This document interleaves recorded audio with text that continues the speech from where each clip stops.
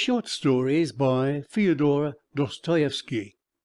The Dream of a Ridiculous Man. I am a ridiculous person. Now they call me a madman. That would be a promotion if it were not that I remain as ridiculous in their eyes as before. But now I do not resent it. They are all dear to me now, even when they laugh at me. And indeed it is just then that they are particularly dear to me. I could join in their laughter, not exactly at myself, but through affection for them, if I did not feel so sad as I look at them. Sad because they do not know the truth, and I do know it. Oh, how hard it is to be the only one who knows the truth. But they won't understand that. No, they won't understand it. In old days I used to be miserable at seeming ridiculous. Not seeming, but being.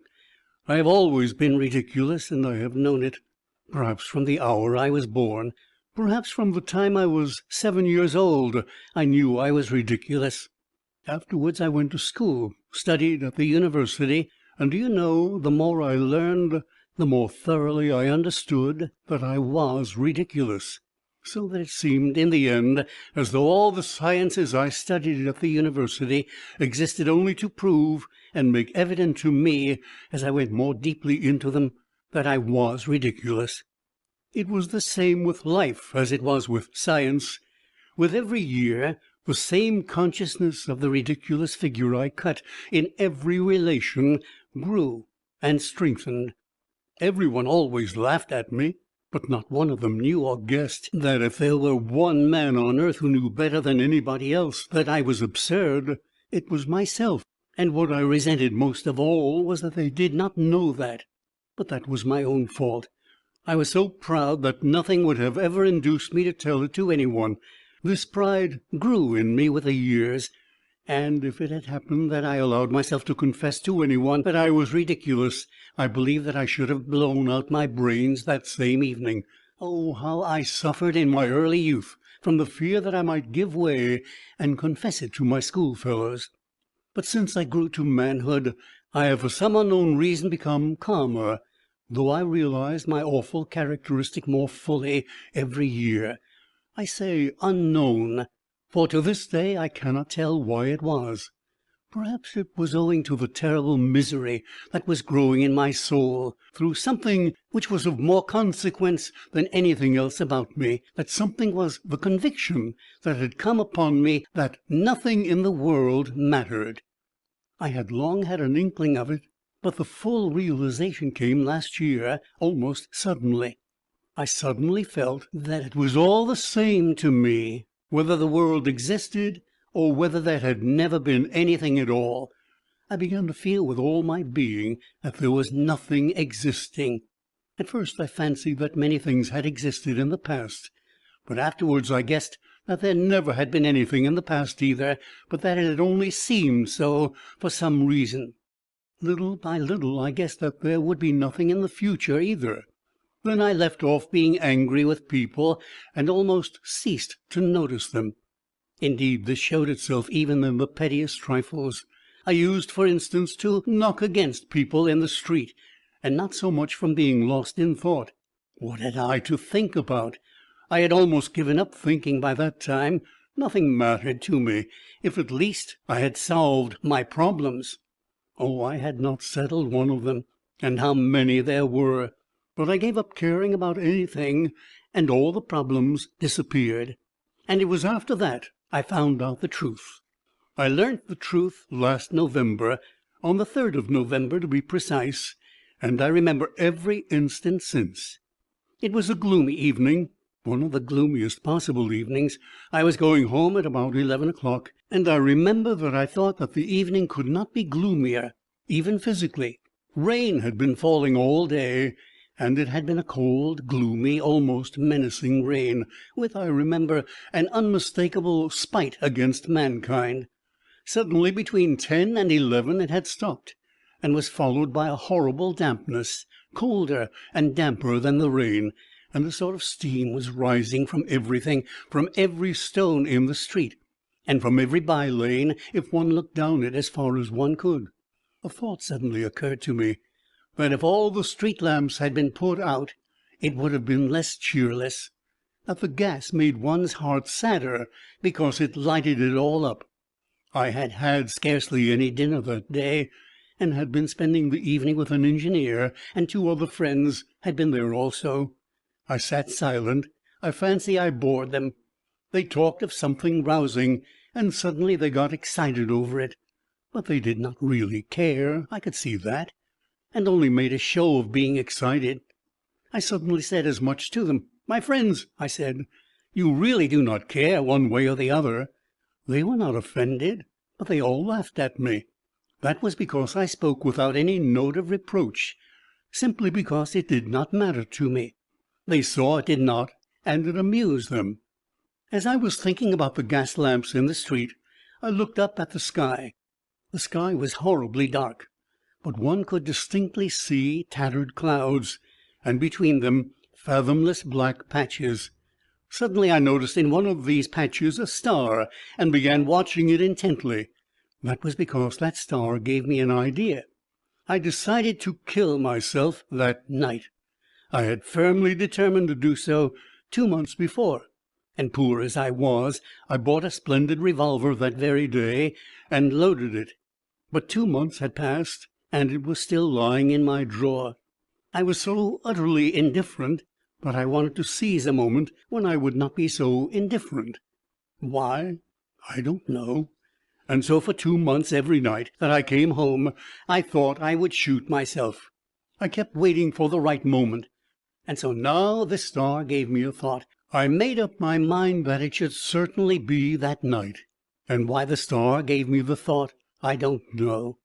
And just as I was looking at the sky, this little girl took me by the elbow.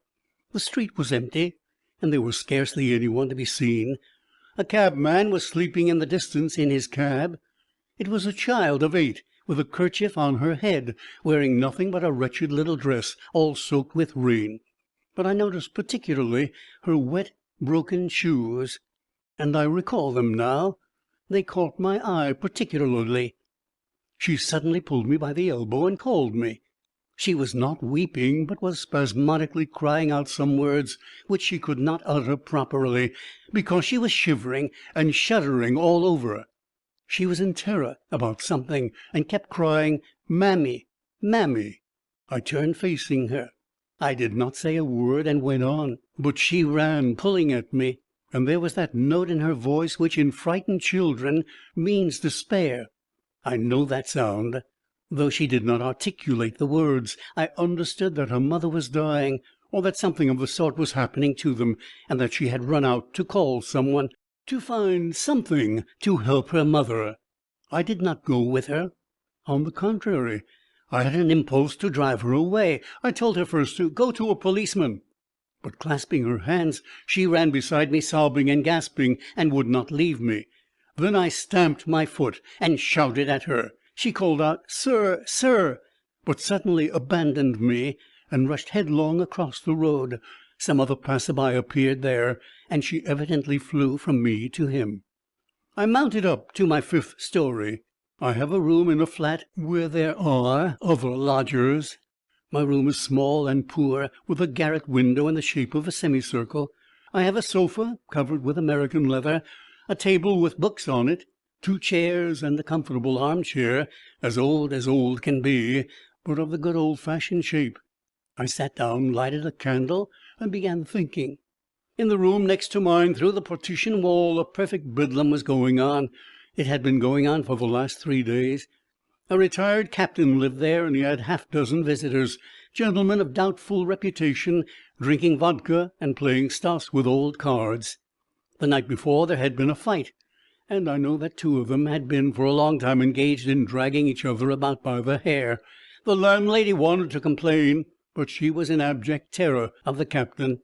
There was only one other lodger in the flat, a thin little regimental lady on a visit to Petersburg, with 3 little children who had been taken ill since they came into the lodgings. Both she and her children were in mortal fear of the captain, and lay trembling and crossing themselves all night, and the youngest child had a sort of fit from fright. That captain, I know for a fact, Sometimes stops people in the Nevsky Prospect and begs. They won't take him into the service, but strange to say, that's why I'm telling this, all this month that the captain has been here, his behavior has caused me no annoyance. I have, of course, tried to avoid his acquaintance from the very beginning, and he, too, was bored with me from the first. But I never care how much they shout on the other side of the partition, nor how many of them there are in there. I sit up all night and forget them so completely that I do not even hear them. I stay awake till daybreak, and have been going on like that for the last year. I sit up all night in my armchair at the table, doing nothing. I only read by day. I sit, don't even think. Ideas of a sort wander through my mind, and I let them come and go as they will. A whole candle is burnt every night. I sat down quietly at the table, took out the revolver, and put it down before me. When I had put it down, I asked myself, I remember. Is that so? And answered with complete conviction, it is. That is, I shall shoot myself. I knew that I should shoot myself that night for certain, but how much longer I should go on sitting at the table I did not know, and no doubt I should have shot myself if it had not been for that little girl. You see, though nothing mattered to me, I could feel pain. For instance, if anyone had struck me, it would have hurt me. It was the same morally. If anything very pathetic happened, I should have felt pity, just as I used to do in old days when there were things in life that did matter to me. I had felt pity that evening. I should have certainly helped the child. Why, then, had I not helped the little girl? Because of an idea that occurred to me at the time? When she was calling and pulling at me, a question suddenly arose before me, and I could not settle it. The question was an idle one, but I was vexed. I was vexed at the reflection that if I were going to make an end of myself that night, nothing in life ought to have mattered to me. Why was it that all at once I did not feel that nothing mattered, and was sorry for the little girl? I remember that I was very sorry for her, so much so that I felt a strange pang, quite incongruous in my position. Really, I do not know better how to convey my fleeting sensation at the moment, but the sensation persisted at home when I was sitting at the table, and I was very much irritated, as I had not been for a long time past. One reflection followed another. I saw clearly that so long as I was still a human being and not nothingness, I was alive and so could suffer, be angry, and feel shame at my actions. So be it. But if I'm going to kill myself in 2 hours, say, what is the little girl to me, and what have I to do with shame, or with anything else in the world? I shall turn into nothing, absolutely nothing, and can it really be true that the consciousness that I shall completely cease to exist immediately, and so everything else will cease to exist, does not in the least affect my feeling of pity for the child, nor the feeling of shame after a contemptible action? I stamped and shouted at the unhappy child, as though to say, not only I feel no pity, but even if I behave inhumanly and contemptibly, I am free to, for in another 2 hours everything will be extinguished. Do you believe that that was why I shouted that? I am almost convinced of it now. It seemed clear to me that life and the world somehow depended upon me now. I may almost say that the world now seemed created for me alone. If I shot myself, the world would cease to be, at least for me. I say nothing of its being likely that nothing will exist for anyone when I am gone, and that as soon as my consciousness is extinguished, the whole world will vanish too, and become void like a phantom, as a mere appurtenance of my consciousness. For possibly all this world and all these people are only me, myself. I remember that as I sat and reflected, I turned all these new questions that swarmed one after another quite the other way, and thought of something quite new.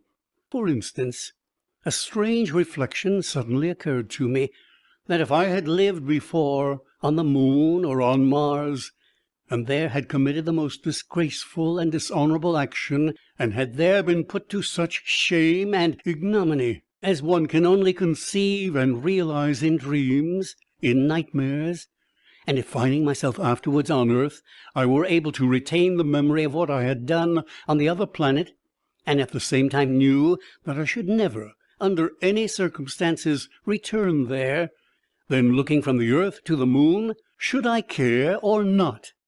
Should I feel shame for that action or not?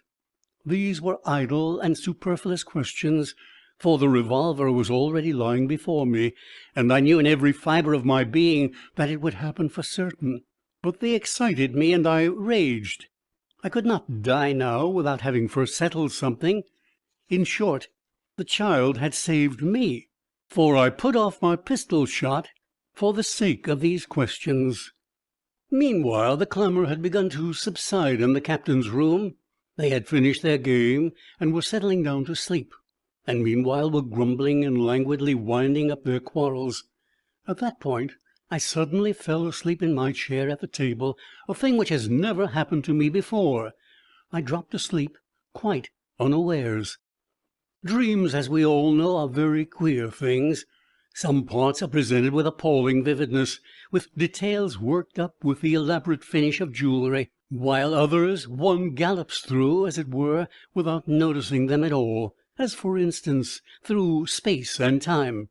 Dreams seem to be spurred on, not by reason, but by desire, not by the head, but by the heart. And yet what complicated tricks my reason has played sometimes in dreams, what utterly incomprehensible things happen to it. My brother died 5 years ago, for instance. I sometimes dream of him. He takes part in my affairs. We are very much interested, and yet all through my dream I quite know and remember that my brother is dead and buried. How is it that I am not surprised that, though he is dead, he is here beside me and working with me? Why is it that my dream fully accepts it? But enough. I will begin about my dream. Yes, I dreamed a dream, my dream of the 3rd of November. They tease me now, telling me it was only a dream. But does it matter whether it was a dream or reality, if the dream made known to me the truth?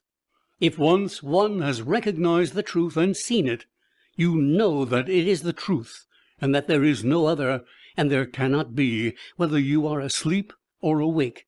Let it be a dream, so be it. But that real life of which you make so much, I had meant to extinguish by suicide, and my dream, oh, it revealed to me a different life, renewed, grand, and full of power. Listen. I have mentioned that I dropped asleep unawares, and even seemed to be reflecting on the same subjects. I suddenly dreamt that I picked up the revolver and aimed it straight at my heart, and not my head. And I had determined beforehand to fire at my head, at my right temple. After aiming at my chest, I waited a second or two, and suddenly my candle, my table, and the wall in front of me began moving and heaving. I made haste to pull the trigger.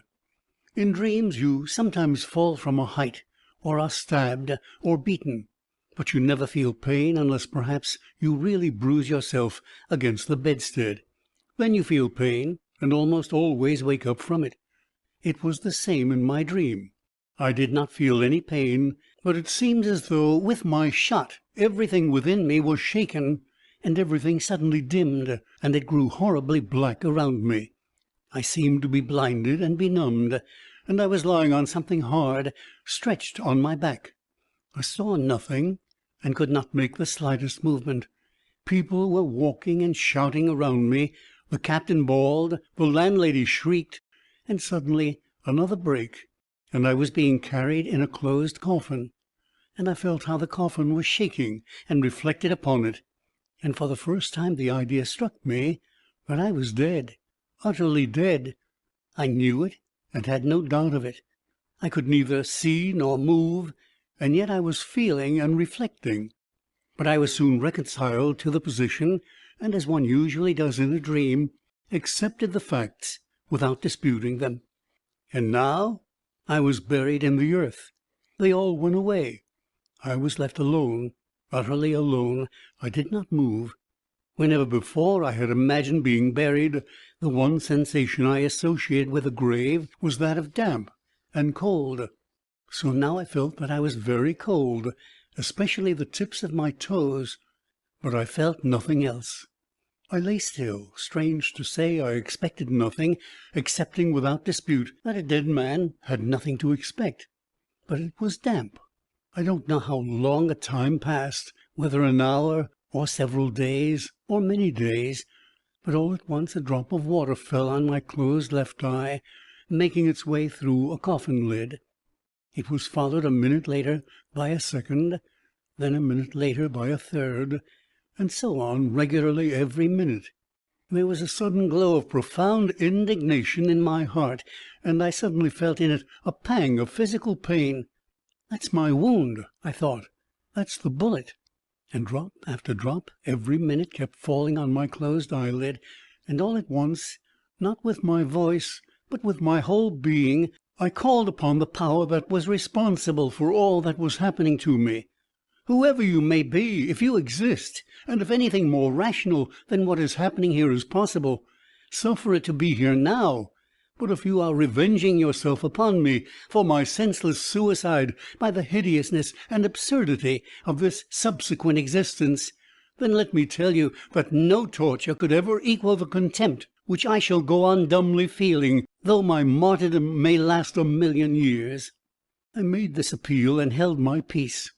There was a full minute of unbroken silence, and again another drop fell. But I knew with infinite unshakable certainty that everything would change immediately. And behold, my grave suddenly was rent asunder. That is, I don't know whether it was opened or dug up, but I was caught up by some dark and unknown being, and we found ourselves in space. I suddenly regained my sight. It was the dead of night, and never had there been such darkness. We were flying through space, far away from the earth. I did not question the being who was taking me. I was proud, and waited. I assured myself that I was not afraid, and was thrilled with ecstasy at the thought I was not afraid. I do not know how long we were flying. I cannot imagine. It happened as it always does in dreams, when you skip over space and time, and the laws of thought and existence, and only pause upon the points for which the heart yearns. I remember that I suddenly saw in the darkness a star. "Is that Ceres?" I asked impulsively, though I had not meant to ask any questions. "No, that is the star you saw between the clouds when you were coming home," the being who carried me replied. I knew that it had something like a human face. Strange to say, I did not like that being. In fact, I felt an intense aversion for it. I had expected complete non-existence, and that was why I had put a bullet through my heart. And here I was in the hands of a creature, not human, of course, but yet living, existing. And so there is life beyond the grave, I thought, with the strange frivolity one has in dreams. But in its inmost depth my heart remained unchanged. And if I have got to exist again, I thought, and live once more under the control of some irresistible power, I won't be vanquished and humiliated. "You know that I am afraid of you, and despise me for that," I said suddenly to my companion, unable to refrain from the humiliating question which implied a confession, and feeling my humiliation stab my heart as with a pin. He did not answer my question, but all at once I felt that he was not even despising me, but was laughing at me, and had no compassion for me, and that our journey had an unknown and mysterious object that concerned me only. Fear was growing in my heart. Something was mutely and painfully communicated to me from my silent companion, and permeated my whole being. We were flying through dark unknown space. I had for some time lost sight of the constellations familiar to my eyes. I knew that there were stars in the heavenly spaces, the light of which took thousands or millions of years to reach the earth. Perhaps we were already flying through these spaces. I expected something with a terrible anguish that tortured my heart, and suddenly I was thrilled by a familiar feeling that stirred me to the depths. I suddenly caught sight of our sun. I knew that it could not be our sun that gave life to our earth. and that we were an infinite distance from our sun, but for some reason I knew in my whole being that it was a sun exactly like ours, a duplicate of it. A sweet, thrilling feeling resounded with ecstasy in my heart. The kindred power of the same light which had given me light stirred an echo in my heart and awakened it, and I had a sensation of life, the old life of the past, for the first time since I had been in the grave. "But if that is the sun, if that is exactly the same as our sun," I cried, "where is the earth?" And my companion pointed to a star twinkling in the distance with an emerald light. We were flying straight towards it. And are such repetitions possible in the universe? Can that be the law of nature? And if that is an earth there, can it be just the same earth as ours? Just the same, as poor, as unhappy, but precious and beloved forever, arousing in the most ungrateful of her children the same poignant love for her that we feel for our earth? I cried out, shaken by irresistible ecstatic love for the old familiar earth which I had left. The image of the poor child whom I had repulsed flashed through my mind. "You shall see it all," answered my companion, and there was a note of sorrow in his voice. But we were rapidly approaching the planet. It was growing before my eyes, and I could already distinguish the ocean, the outline of Europe, and suddenly a feeling of a great and holy jealousy glowed in my heart. How can it be repeated? And what for? I love, and can love only, that earth which I have left, stained with my blood, when in my ingratitude I quenched my life with a bullet in my heart. But I have never ceased to love that earth, and perhaps on the very night I parted from it, I loved it more than ever. Is there suffering upon this new earth? On our earth we can only love with suffering and through suffering. We cannot love otherwise, and we know of no other sort of love. I want suffering in order to love. I long, I thirst, this very instant, to kiss with tears the earth that I have left. And I won't accept life on any other. But my companion had already left me. I suddenly, quite without noticing how, found myself on this other earth, in the bright light of a sunny day, fair as paradise. I believe I was standing on one of the islands that make up on our globe the Greek archipelago, or on the coast of the mainland facing that archipelago. Oh, everything was exactly as it was with us, only everything seemed to have a festive radiance, the splendor of some great holy triumph attained at last.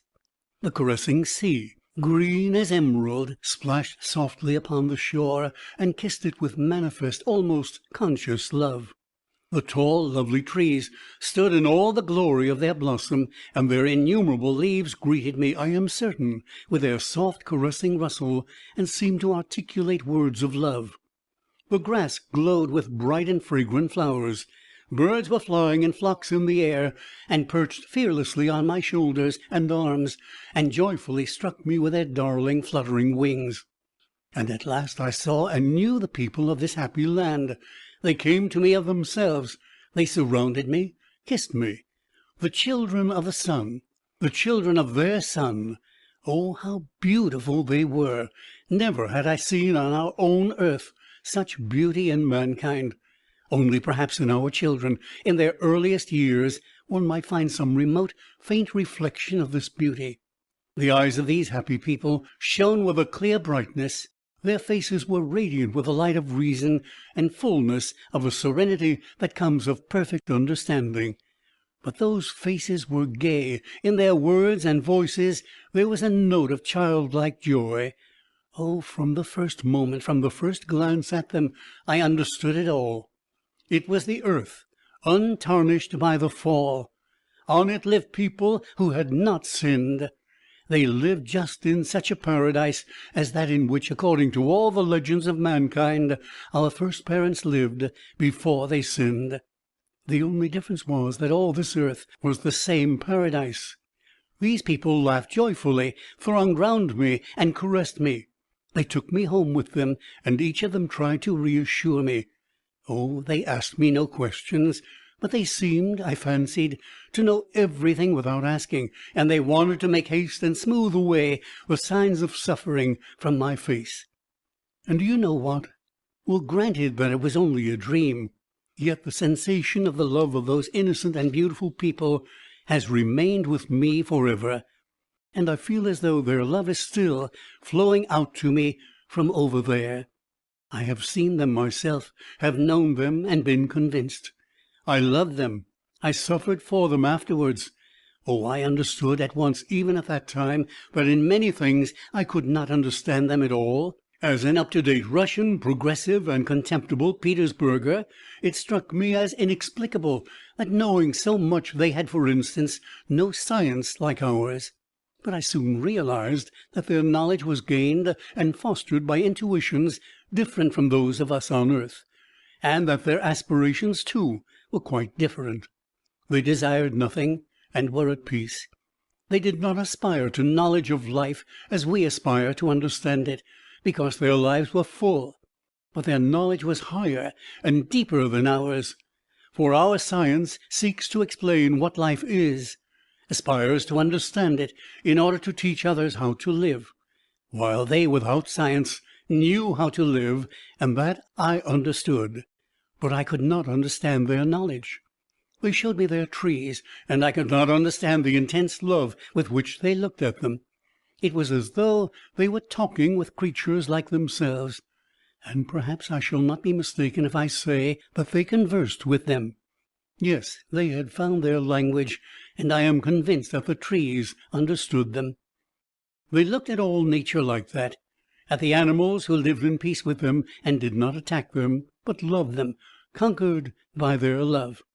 They pointed to the stars and told me something about them which I could not understand, but I am convinced that they were somehow in touch with the stars, not only in thought, but by some living channel. Oh, these people did not persist in trying to make me understand them. They loved me without that, but I knew that they would never understand me, and so I hardly spoke to them about our earth. I only kissed in their presence the earth on which they lived, and mutely worshipped them themselves. And they saw that, and let me worship them without being abashed at my adoration, for they themselves loved much. They were not unhappy on my account when at times I kissed their feet with tears, joyfully conscious of the love with which they would respond to mine. At times I asked myself with wonder how it was they were able never to offend a creature like me, and never once to arouse a feeling of jealousy or envy in me. Often I wondered how it could be that, boastful and untruthful as I was, I never talked to them of what I knew, of which of course they had no notion, that I was never tempted to do so by a desire to astonish or even to benefit them. They were as gay and sportive as children. They wandered about their lovely woods and copses. They sang their lovely songs. Their fare was light, the fruits of their trees, the honey from their woods, and the milk of the animals who loved them. The work they did for food and raiment was brief and not laborious. They loved and begot children, but I never noticed in them the impulse of that cruel sensuality which overcomes almost every man on this earth, all and each, and is the source of almost every sin of mankind on earth. They rejoiced at the arrival of children as new beings to share their happiness. There was no quarreling, no jealousy among them, and they did not even know what the words meant. Their children were the children of all, for they all made up one family. There was scarcely any illness among them, though there was death, but their old people died peacefully, as though falling asleep, giving blessings and smiles to those who surrounded them, to take their last farewell with bright and loving smiles. I never saw grief or tears on those occasions, but only love, which reached the point of ecstasy, but a calm ecstasy, made perfect and contemplative. One might think that they were still in contact with the departed after death, and that their earthly union was not cut short by death. They scarcely understood me when I questioned them about immortality, but evidently they were so convinced of it without reasoning that it was not for them a question at all. They had no temples, but they had a real living and uninterrupted sense of oneness with the whole of the universe. They had no creed, but they had a certain knowledge that when their earthly joy had reached the limits of earthly nature, then there would come for them, for the living and for the dead, a still greater fullness of contact with the whole of the universe. They looked forward to that moment with joy, but without haste, not pining for it, but seeming to have a foretaste of it in their hearts, of which they talked to one another. In the evening, before going to sleep, they liked singing in musical and harmonious chorus. In those songs they expressed all the sensations that the parting day had given them, sang its glories and took leave of it. They sang the praises of nature, of the sea, of the woods. They liked making songs about one another, and praised each other like children. They were the simplest songs, but they sprang from their hearts and went to one's heart. And not only in their songs, but in all their lives they seemed to do nothing but admire one another. It was like being in love with each other, but an all-embracing, universal feeling. Some of their songs, solemn and rapturous, I scarcely understood at all. Though I understood the words, I could never fathom their full significance. It remained, as it were, beyond the grasp of my mind, and yet my heart unconsciously absorbed it more and more. I often told them that I had had a presentiment of it long before, that this joy and glory had come to me on our earth in the form of a yearning melancholy that at times approached insufferable sorrow, that I had had a foreknowledge of them all and of their glory in the dreams of my heart and the visions of my mind, that often on our earth I could not look at the setting sun without tears, that in my hatred for the men of our earth there was always a yearning anguish. Why could I not hate them without loving them? Why could I not help forgiving them? And in my love for them there was a yearning grief. Why could I not love them without hating them? They listened to me, and I saw they could not conceive what I was saying. But I did not regret that I had spoken to them of it. I knew that they understood the intensity of my yearning anguish over those whom I had left. But when they looked at me with their sweet eyes full of love, when I felt that in their presence my heart too became as innocent and just as theirs, the feeling of the fullness of life took my breath away, and I worshipped them in silence. Oh, everyone laughs in my face now, and assures me that one cannot dream of such details as I am telling now. But I only dreamed or felt one sensation that arose in my heart in delirium and made up the details myself when I woke up. And when I told them that perhaps it really was so, my God, how they shouted with laughter in my face, and what mirth I caused! Oh, yes, of course, I was overcome by the mere sensation of my dream, and that was all that was preserved in my cruelly wounded heart.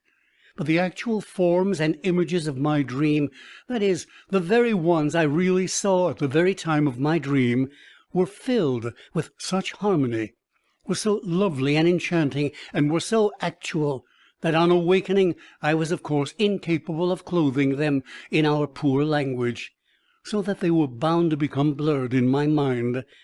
And so perhaps I really was forced afterwards to make up the details, and so of course to distort them in my passionate desire to convey some at least of them as quickly as I could. But on the other hand, how can I help believing that it was all true? It was perhaps 1,000 times brighter, happier, and more joyful than I describe it. Granted that I dreamed it, yet it must have been real. You know, I will tell you a secret. Perhaps it was not a dream at all, for then something happened so awful, something so horribly true, that it could not have been imagined in a dream. My heart may have originated the dream, but would my heart alone have been capable of originating the awful event which happened to me afterwards? How could I alone have invented it or imagined it in my dream? Could my petty heart and my fickle, trivial mind have risen to such a revelation of truth? Oh, judge for yourselves. Hitherto I have concealed it, but now I will tell you the truth. The fact is that I corrupted them all. Yes, yes, it ended in my corrupting them all. How it could come to pass I do not know, but I remember it clearly. The dream embraced thousands of years, and left in me only a sense of the whole. I only know that I was the cause of their sin and downfall. Like a vile trichina, like a germ of the plague infecting whole kingdoms, so I contaminated all this earth. So happy and sinless before my coming, they learnt to lie, grew fond of lying, and discovered the charm of falsehood. Oh, at first perhaps it began innocently, with a jest, coquetry, with amorous play, perhaps indeed with a germ, but that germ of falsity made its way into their hearts and pleased them. Then sensuality was soon begotten. Sensuality begot jealousy. Jealousy, cruelty. Oh, I don't know, I don't remember, but soon, very soon, the first blood was shed. They marveled and were horrified, and began to be split up and divided. They formed into unions, but it was against one another. Reproaches, upbraidings followed. They came to know shame, and shame brought them to virtue. The conception of honor sprang up, and every union began waving its flags. They began torturing animals, and the animals withdrew from them into the forests and became hostile to them. They began to struggle for separation, for isolation, for individuality, for mine and thine. They began to talk in different languages. They became acquainted with sorrow and loved sorrow. They thirsted for suffering, and said that truth could only be attained through suffering. Then science appeared. As they became wicked, they began talking of brotherhood and humanitarianism, and understood those ideas. As they became criminal, they invented justice, and drew up whole legal codes in order to observe it, and to ensure their being kept, set up a guillotine. They hardly remembered what they had lost. In fact, refused to believe that they had ever been happy and innocent. They even laughed at the possibility of this happiness in the past, and called it a dream. They could not even imagine it in definite form and shape. But strange and wonderful to relate, though they lost all faith in their past happiness, and called it a legend, they so longed to be happy and innocent once more, that they succumbed to this desire like children, made an idol of it, set up temples, and worshipped their own idea, their own desire, though at the same time they fully believed that it was unattainable and could not be realized. Yet they bowed down to it and adored it with tears. Nevertheless, if it could have happened that they had returned to the innocent and happy condition which they had lost, and if someone had shown it to them again, and had asked them whether they wanted to go back to it, they would certainly have refused. They answered me, "We may be deceitful, wicked, and unjust, we know it, and weep over it. We grieve over it. We torment and punish ourselves more, perhaps, than that merciful judge who will judge us, and whose name we know not. But we have science, and by means of it we shall find the truth, and we shall arrive at it consciously. Knowledge is higher than feeling. The consciousness of life is higher than life. Science will give us wisdom, wisdom will reveal the laws, and the knowledge of the laws of happiness is higher than happiness." That is what they said. And after saying such things, everyone began to love himself better than anyone else. And indeed, they could not do otherwise.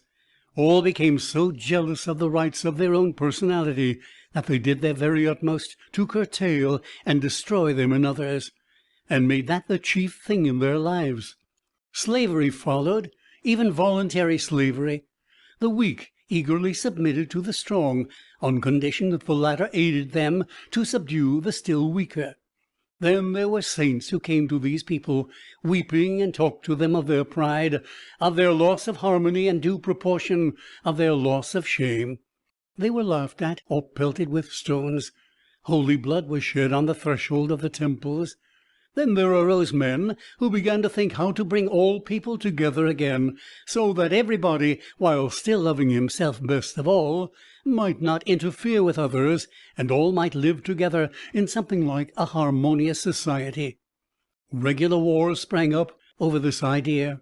All the combatants at the same time firmly believed that science, wisdom, and the instinct of self-preservation would force men at last to unite into a harmonious and rational society.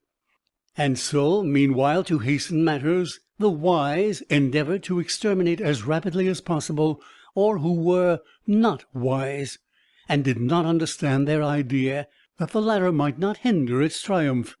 But the instinct of self-preservation grew rapidly weaker.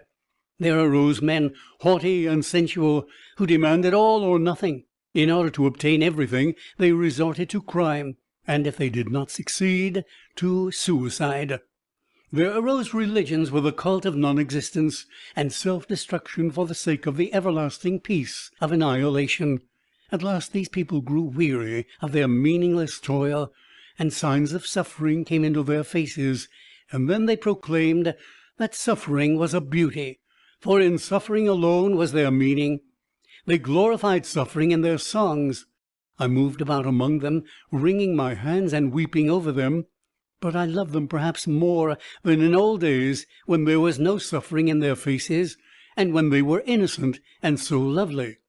I loved the earth they had polluted even more than when it had been a paradise, if only because sorrow had come to it. Alas, I always loved sorrow and tribulation, but only for myself, for myself. But I wept over them, pitying them. I stretched out my hands to them in despair, blaming, cursing, and despising myself. I told them that all this was my doing, mine alone, that it was I had brought them corruption, contamination, and falsity. I besought them to crucify me. I taught them how to make a cross. I could not kill myself. I had not the strength. But I wanted to suffer at their hands. I yearned for suffering. I longed that my blood should be drained to the last drop in these agonies. But they only laughed at me, and began at last to look upon me as crazy. They justified me. They declared that they had only got what they wanted themselves, and that all that now was could not have been otherwise. At last they declared to me that I was becoming dangerous, and that they should lock me up in a madhouse if I did not hold my tongue. Then such grief took possession of my soul that my heart was wrung, and I felt as though I were dying. And then I awoke. It was morning. That is, it was not yet daylight, but about 6 o'clock. I woke up in the same armchair. My candle had burnt out. Everyone was asleep in the captain's room, and there was a stillness all round rare in our flat. First of all, I leapt up in great amazement. Nothing like this had ever happened to me before, not even in the most trivial detail. I had never, for instance, fallen asleep like this in my armchair. While I was standing and coming to myself, I suddenly caught sight of my revolver, lying loaded, ready. But instantly I thrust it away. Oh, now, life, life! I lifted up my hands and called upon eternal truth, not with words, but with tears. Ecstasy, immeasurable ecstasy, flooded my soul. Yes, life, and spreading the good tidings. Oh, I at that moment resolved to spread the tidings, and resolved it, of course, for my whole life. I go to spread the tidings. I want to spread the tidings. Of what? Of the truth. For I have seen it with my own eyes, have seen it in all its glory. And since then I have been preaching. Moreover, I love all those who laugh at me more than any of the rest. Why that is so, I do not know and cannot explain, but so be it. I am told that I am vague and confused, and if I am vague and confused now, what shall I be later on? It is true, indeed, I am vague and confused, and perhaps as time goes on I shall be more so. And of course I shall make many blunders before I find out how to preach, that is, find out what words to say, what things to do, for it is a very difficult task. I see all that as clear as daylight. But listen, who does not make mistakes? And yet, you know, all are making for the same goal. All are striving in the same direction, anyway, from the sage to the lowest robber, only by different roads. It is an old truth, but this is what is new. I cannot go far wrong, for I have seen the truth. I have seen, and I know that people can be beautiful and happy without losing the power of living on earth. I will not and cannot believe that evil is the normal condition of mankind, and it is just this faith of mine that they laugh at. But how can I help believing it? I have seen the truth. It is not as though I had invented it with my mind. I have seen it, and the living image of it has filled my soul forever. I have seen it in such full perfection that I cannot believe that it is impossible for people to have it. And so how can I go wrong? I shall make some slips, no doubt, and shall perhaps talk in second-hand language, but not for long. The living image of what I saw will always be with me, and will always correct and guide me. Oh, I am full of courage and freshness, and I will go on and on, if it were for 1,000 years. Do you know, at first I meant to conceal the fact that I corrupted them, but that was a mistake. That was my first mistake. But truth whispered to me that I was lying, and preserved me and corrected me. But how establish paradise?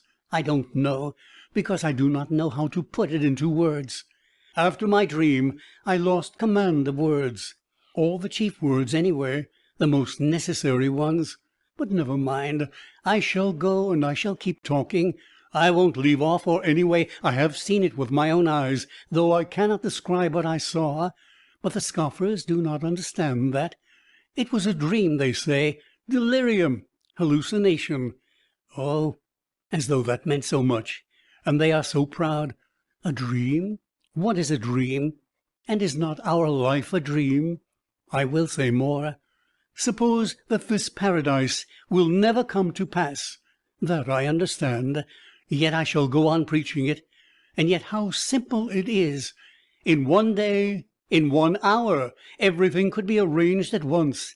The chief thing is to love others like yourself. That's the great thing, and that's everything. Nothing else is wanted. You will find out at once how to arrange it all. And yet it's an old truth which has been told and retold 1,000,000,000 times. But it has not formed part of our lives. The consciousness of life is higher than life. The knowledge of the laws of happiness is higher than happiness. That is what one must contend against. And I shall. If only everyone wants it, it can all be arranged at once. And I tracked out that little girl, and I shall go on and on.